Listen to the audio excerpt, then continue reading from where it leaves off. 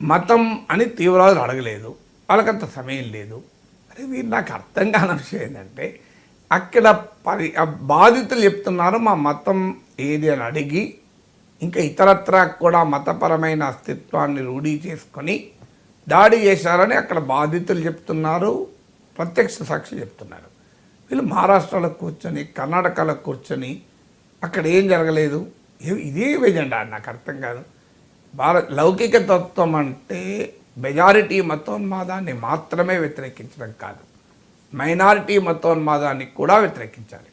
ఈ దేశంలో ఈ బుజ్జగింపు రాజకీయాలు అంటారు, సంతుష్టీకరణ రాజకీయాలు, మైనారిటీలను ఓటు బ్యాంకులుగా మార్చుకొని మైనారిటీ అపీజ్మెంట్ పాలిటిక్స్ చేయడం వల్లనే దేశం ఇట్లా తయారైంది.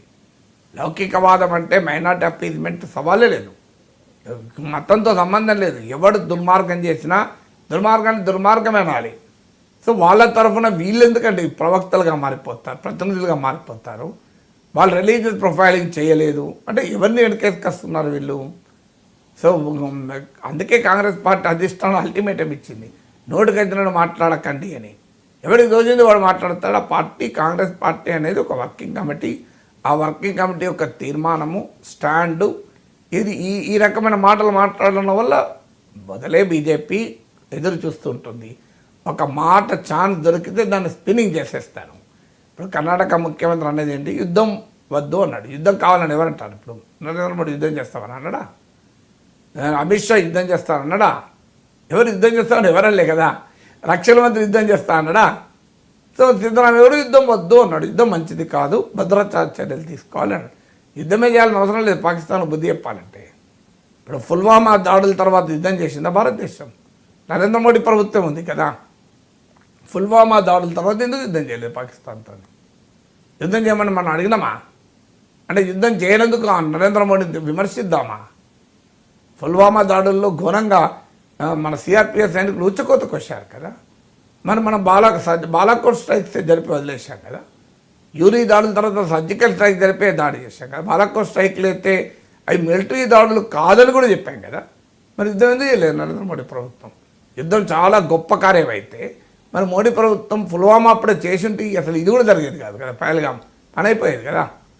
అందువల్ల యుద్ధోన్మాదం మంచిది కాదు. యుద్ధం అంటూ వస్తే శత్రు దేశాల చర్యల వల్ల యుద్ధం అంటూ చేయాల్సి వస్తే దేశభక్తియుత భారతీయుడు ఎవడు వెనక్కి తగ్గడు. యుద్ధం అంటూ చేయాల్సి వస్తే దేశభక్తియుత భారతీయుడు ఎవడు వెనక్కి తగ్గడు. కానీ యుద్ధం కావాలి, యుద్ధం అంటూ ఉన్మాదాన్ని దేశభక్తి కల ఏ భారతీయుడు చెప్పకూడదు. రెండు వేరు. యుద్ధాన్ని కోరుకోవడం వేరు, యుద్ధం వస్తే నిలబడడం వేరు. యుద్ధాన్ని మనం కోరుకోము, ఎట్టి పరిస్థితిలో కోరుకోము. కానీ యుద్ధం అంటూ వస్తే ఎట్టి పరిస్థితిలో భయపడం. ఈ రెండు వేరు కదా.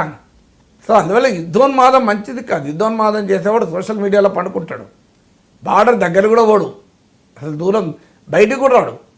నిజంగా నీకు అంత ధైర్యం ఉంటే యుద్ధం కోరుకున్నవాడు వెళ్ళి ఒక 2 రోజులు యుద్ధం చేసిరా, సరే నీ దగ్గరికి పోయి ఎందుకు చేయవు కహానీలు సోషల్ మీడియాలో ఎందుకు?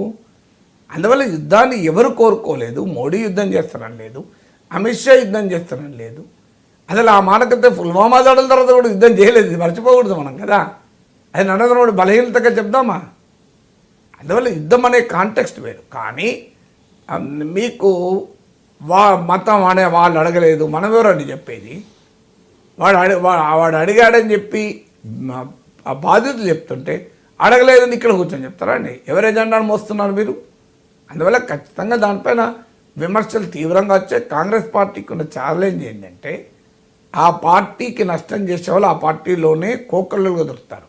అందుకే కాంగ్రెస్ పార్టీని వేరే పార్టీలు ఓడించాల్సిన అవసరం లేదు, సొంత పార్టీలు చాలు. వాళ్ళు ఎక్కడ చెట్టు వాళ్ళని నడుపుకుంటారు, అది కాంగ్రెస్ కల్చర్. ఎవడు దోచినట్టు వాడు మాట్లాడితే, అది కూడా సెన్సిటివ్ సబ్జెక్ట్ పైన కనీసం ఒక పార్టీ లైన్ కట్టుబడి ఉండాలి. బీజేపీలో సాధ్యమా? ఎవరన్నా పార్టీ లైన్కి భిన్నంగా మాట్లాడితే వెంటనే తీసిపడేస్తారు. సో అందువల్ల కాంగ్రెస్ పార్టీ హైకమాండ్ అందుకే గట్టి వార్నింగ్ ఇచ్చింది, ఎవరు మాట్లాడినా ఊరుకునే ప్రసక్తే లేదు.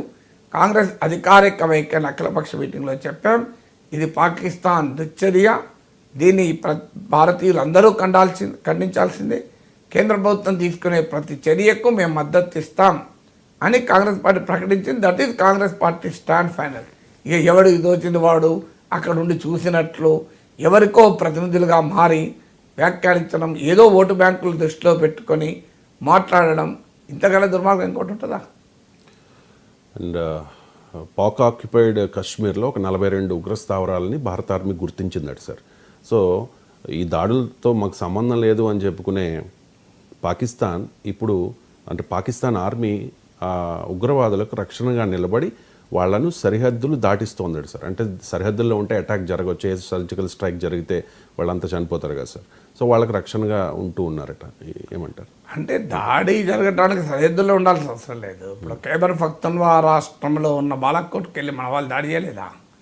అంటే అందుకే వాళ్ళను బంకర్లలో దాస్తున్నారని కూడా అంటున్నారు. ఇప్పుడు మనం మాట్లాడుకున్నాం పాకిస్తాన్ ఆర్మీ చీఫే హైడింగ్లోకి వెళ్ళిపోయాడని. అంటే ఒకటి మాత్రం పాకిస్తాన్ కూడా అర్థమైంది, ఇండియా అయితే ఊరుకోదు, భారతదేశం ఊరుకోదు. నరేంద్ర మోడీ ప్రభుత్వం ఒక పబ్లిక్ ఎక్స్పెక్టేషన్స్ పెరిగి ఉన్నాయి. బాలాకోట్ చర్యల తర్వాత ఆటోమేటిక్గా ప్రతి భారతీయుడు కోరుకునేది, ఆశించేది నరేంద్ర మోడీ ఖచ్చితంగా ఇంకా బలమైన చర్య తీసుకుంటాడు అని. ఇది దేశ ప్రజలందరూ విశ్వసిస్తున్నారు. దేశంలో ఉన్న అన్ని రాజకీయ పార్టీలు బ్లాంక్ చెక్ ఇచ్చి అఖిలపక్షానికి వెళ్ళి మీరు ఏ చర్య తీసుకున్నా మీ వెనకాల మేమంతా ఉంటాం అని చెప్పేసి వచ్చారు. ఇందులో శశబిష లేవు, తేడా లేవు. అన్ని పార్టీలు, దేర్ ఈజ్ నో ఎక్సెప్షన్. ఏ పార్టీ ఎక్సెప్షన్ కాదు. ఇప్పుడు చేయాల్సిందల్లా భారత ప్రధానమంత్రి, తీసుకోవాల్సిందనే కేంద్ర క్యాబినెట్. ఎందుకంటే ఎవ్వరూ రాజకీయంగా భారతదేశం ఐక్యంగా ఉంది. పీయూష్ గోయల్ లాంటి వాళ్ళలో భారతీయులు కొంతమంది దేశభక్తులు లేని వాళ్ళు కనిపించవచ్చు. కానీ దేశం మొత్తం మోడీ ప్రభుత్వం వెనకాల ఉండాలి. అందువల్ల గ్యారంటీగా ఏదో ఒక చర్య తీసుకుంటారు అనేది పాకిస్తాన్ వాళ్ళకు కూడా అర్థమైంది. ఏ చర్య తీసుకోవచ్చు? పాకిస్తాన్ నాయకులు ఆడో యుద్ధం అంటూ కహానీలు చెప్తున్నారు. బ్లాక్మెయిల్, న్యూక్లియర్ బ్లాక్మెయిల్ చేద్దామని ఆలోచిస్తున్నారు. సో ఇవన్నీ పిచ్చి ప్రేలాపనలు. ఇండియా న్యూక్లియర్ వార్ చేస్తాననలేదు. అలాంటి పరిస్థితి వస్తే ఇండియాకు కూడా న్యూక్లియర్ క్యాపబిలిటీ ఉంది.